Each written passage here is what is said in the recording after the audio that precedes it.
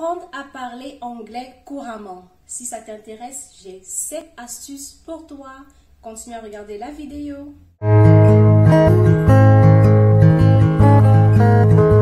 Salut les amis, je suis Annabelle et je suis une youtubeuse basée en France et sur ma chaîne, je parle de la foi, de mon style de vie, des vlogs et de la nourriture.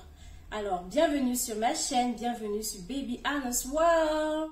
Aujourd'hui, je vais répondre à une question qui revient toujours et toujours. C'est Annabelle, comment est-ce que tu fais pour parler anglais couramment? Alors, pour commencer, je tiens à préciser que l'anglais n'était pas du tout ma première langue. Je parlais français comme ma première langue. Donc, j'ai dû apprendre l'anglais. Donc, je pense être à la bonne position pour pouvoir vous dire comment apprendre à parler anglais couramment. La première des choses à faire, c'est de se jeter à l'eau. N'aie pas peur, vas-y, fonce. N'aie pas peur de faire les erreurs quand tu parles. Imagine-toi que tu es un enfant, un petit enfant qui apprend à parler. Le petit enfant, quand il apprend à parler, il essaye de s'exprimer, de se faire comprendre en disant les petits mots. Par exemple, s'il veut manger, il va dire manger. S'il veut boire, il va dire boire. Et parfois, il ne prononce pas bien. C'est généralement la maman qui sait ce qu'il veut dire. Et après un moment, il réussit à bien prononcer. Et il dit boire. Tout le monde entend qu'il veut dire boire.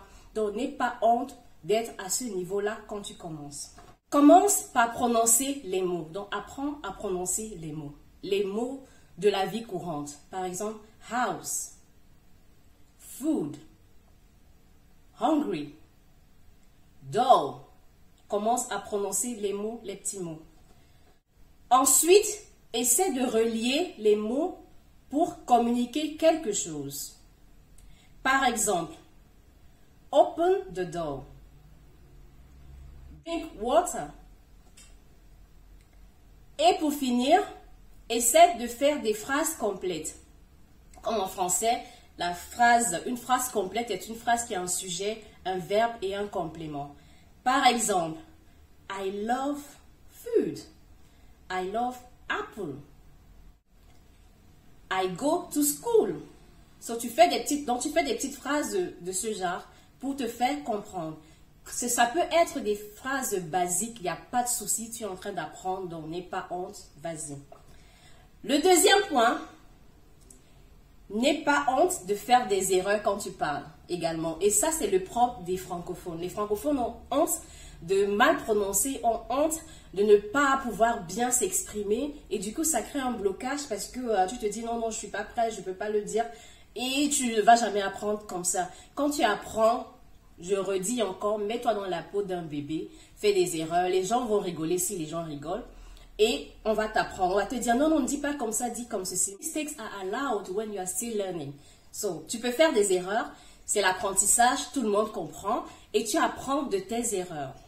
Le troisième point, c'est l'accent. Ne te dérange pas à avoir l'accent de Queen Elizabeth ou l'accent de ton acteur américain préféré quand tu es encore en train d'apprendre. Moi, par exemple, j'ai pas un accent britannique ou un accent américain. Hein. Je parle anglais, mais je parle avec mon accent comme quand je parle français, en fait. Je sais pas de fake. Et quand tu forces sur l'accent, ça sonne fake et tout le monde sait que c'est fake, en fait. Par exemple, les Français aiment dire The Voice and I hate it. J'aime pas quand ils disent ça.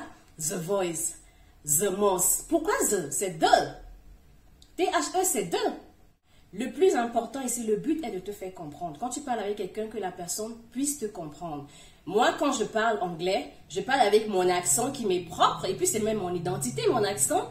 Et ce qui est sûr, c'est que les autres devant moi me comprennent. Par exemple, quand je parle français, je ne parle pas comme une Française, vous me comprenez, n'est-ce pas? Donc, c'est la même chose quand je parle anglais. Surtout quand tu es encore en train d'apprendre, parle avec ton accent. Et aussi, l'accent peut être travaillé avec le temps. Quand tu sais déjà bien parler, après tu travailles sur ton accent, tu travailles, pas l'accent, tu travailles sur les prononciations pour avoir les prononciations justes. C'est pas forcément l'accent. Là, je suis en train de parler, j'essaye de travailler sur ma prononciation pour que vous me compreniez bien. Mais je vais prendre un exemple, pas pour essayer de faire une discrimination quelconque. Est-ce que vous avez entendu un Indien parler anglais? Quand les Indiens parlent anglais, ils parlent comme s'ils chantaient. Mais c'est comme ça, c'est son accent en fait. Quand un Chinois parle français ou anglais, avec son accent, comme s'il chantait, mais c'est son accent. L'essentiel, c'est de comprendre ce qu'il dit. Quand un Africain, quand moi, je parle anglais, j'ai mon accent, c'est mon accent, mais je peux te dire que si je parle avec la reine Elisabeth, elle va trop bien comprendre ce que je suis en train de dire. Donc, l'essentiel, c'est de parler, d'être toi et de te faire comprendre. Le quatrième point, lis beaucoup en anglais et des livres sur différents sujets. D'amour en anglais pour avoir un vocabulaire, justement, quand on parle de l'amour. Tu lis peut-être des revues sur des trucs de médecine pour avoir le vocabulaire de ce côté-là. Les romans policiers donnent le vocabulaire sur tout ce qui est policier et enquête et ainsi de suite. Donc, documente-toi dans différents domaines. Tu lis des livres qui parlent de tout. Des livres qui parlent même de quand les gens sont partis sur la Lune, des trucs comme ça. Bref, pour dire des trucs qui n'ont rien, qui ne t'intéressent pas forcément, mais parce que tu veux diversifier ton vocabulaire, tu te lances dans ce genre de livre-là. Quatrième point va parle des films. Regarde les films en anglais et sous-titrés, attention, en anglais, pas en français.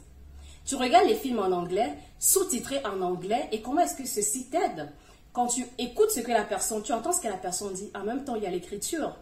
Donc, déjà, tu travailles sur ton audition et tu travailles aussi sur la lecture pour pouvoir reconnaître le mot que la personne a dit. Parce que quand ils sont en train de parler, ils parlent avec l'accent, forcément, ils parlent, voilà. Mais quand tu regardes le sous-titre, tu réussis à comprendre ce qu'il a dit et à pouvoir les identifier ensemble. Et si tu ne comprends pas un mot, n'aie pas peur d'utiliser un dictionnaire. Tu es en train d'apprendre. Tu mets pause. Tu regardes dans le dictionnaire ce que ça veut dire. Après, tu continues le film. Mais ne fais pas l'erreur de mettre cela en français. Non, ça t'aide pas. Ça t'aide pas du tout. Ça t'aide à comprendre le film, mais ça t'aide pas à retenir les mots ou à avoir de nouveaux mots dans ta tête. Pas forcément. Quand tu apprends une langue, jette-toi dans la langue. Moi, j'ai appris l'anglais étant en Angleterre et mon professeur ne parlait pas français. Donc, j'ai appris l'anglais en anglais. Si vous voulez comprendre. Donc, c'est comme ça. Donc, tu apprends dans la langue là. Dans la maison où j'étais, il y avait un bébé, mon cousin. Et j'ai appris beaucoup de choses en regardant les dessins animés. Par exemple, tu regardes les dessins animés, tu apprends les petits mots des enfants, les couleurs, les ceci, comment ils parlent. Ils aimaient dire, oh, I am full up in my belly, pour dire qu'il est rassasié. Dans les trucs comme ça, j'apprenais les petits trucs comme ça avec l'enfant. Aussi, bon, j'ai parlé de dictionnaire, n'aie pas peur d'utiliser un dictionnaire. Je vais vous raconter une anecdote. Je marchais toujours avec mon dico. Après, quand j'ai quitté la maison de mon oncle, la maison familiale, je suis allée dans une colocation et j'habitais avec une Jamaïcaine. La Jamaïcaine ne comprend rien en français. Dans la maison, je me baladais avec mon dico. Si je veux lui demander quelque chose, je prends le dictionnaire, je dis « Excuse me, I wonder ». Je regarde. Après, je lui dis. Au début, elle rigolait, mais après, elle a compris que je veux apprendre. Et c'est comme ça que j'ai appris. Hein. C'est comme ça que j'avais pas honte. J'ai tué la honte. J'ai tué la honte. Je me suis dit, là, tu vas apprendre pour t'en sortir, pour parler dans la rue, pour aller à l'hôpital toute seule, pour aller faire des démarches administratives toute seule. Tu dois parler anglais et couramment et pour qu'on puisse te comprendre. Faites-toi des amis qui sont 100% anglophones. Comme moi, j'habitais avec une Jamaïcaine, c'était cool. Bon, après, il y a une nuance ici. Tu peux te faire des amis qui sont 100% anglophones, mais je préfère des personnes de souche parce qu'eux, ils vont parler avec le vrai. Je ne dis pas que la Jamaïcaine ne parlait pas avec le vrai, mais elle avait son accent comme moi j'ai mon accent. Du coup, c'était un peu, voilà. Et elle avait tendance à... Ils ont beaucoup de slang quand ils parlent en Jamaïque. Donc, elle avait tendance à ne pas parler le français soutenu, si vous voulez. Elle avait l'anglais soutenu. Elle avait des petits slangs qu'elle mettait. Parce que pour elle, c'était naturel. C'est comme ça qu'elle parle. Et ça m'avait troublé un peu. Mais quand je parlais avec mes camarades de classe, par exemple, bien les professeurs et tout, là, j'avais en fait le vrai anglais. J'espère que vous comprenez ce que je veux par là dire. Donc, et puis, quand tu as une conversation avec tes amis, n'aie pas peur de demander can you repeat, please? Si tu n'as pas compris, la personne peut répéter. Ou bien, il dit un mot que tu ne connais pas, tu dis what does widow means? Enfin, tu n'as pas compris, peut-être parle d'un de ses voisins qui est veuf, et puis tu lui demandes ce que ça veut dire. Si tu ne comprends pas le mot, c'est pas grave. Et c'est comme ça que tu apprends parce que ce qu'il t'a dit, ça reste. La prochaine fois qu'elle le dira, tu pourras faire un lien en fait. Donc, c'est pour ça qu'il ne faut pas avoir peur de demander à la personne de répéter ou de demander à la personne de t'expliquer le mot qu'elle a dit et t'expliquer cela en anglais. Tu gagnes plus à demander cela que de rester et de jouer à celui qui entend toi là que tu n'as rien compris. Non. Or, en conclusion, pratiquer, c'est la clé.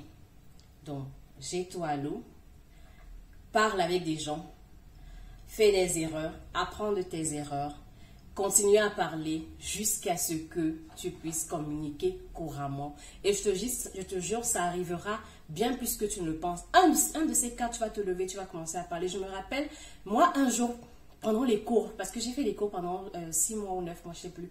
Mais, et en même temps, j'étais à l'école directement. Et un jour, c'était mon professeur de compta, je pense, je crois, et qui m'a dit, wow, you speak very good English now. En l'espace d'en moins d'un an, en tout cas. Il était impressionné, moi aussi j'ai réalisé, mais c'est vrai que là, je viens de poser une question et puis je n'ai pas bugué, en fait, j'ai bien posé ma question. Donc, c'est arrivé sans que je m'y attende parce que je faisais pas un blocage dessus, je me laissais aller et j'ai parlé. Comme les enfants à la maison, il fait des petits mots. Après un jour, on se rend compte qu'il sait très bien parler, c'est la même chose. Pas de blocage, laisse-toi aller, parle, fais des erreurs, apprends tes erreurs et tu pourras parler couramment anglais. Alors, voilà mes astuces, ce qui a marché pour moi. Si tu as d'autres astuces, n'hésite pas à partager en commentaire. Tu me dis ce que toi tu as fait pour parler couramment anglais ou bien une langue que tu apprenais. Je pense que c'est le même principe pour toutes les langues qu'on apprend. Bon, je vous remercie d'avoir regardé la vidéo et n'oubliez pas d'aimer, de partager et surtout de vous abonner à ma chaîne pour plus d'autres vidéos. Aussi, si vous avez des idées de vidéos, ce que vous voulez que je fasse pour vous, je le ferai. Dites-moi en commentaire et je trouverai du temps pour vous satisfaire. Alors, on se retrouve à ma prochaine vidéo.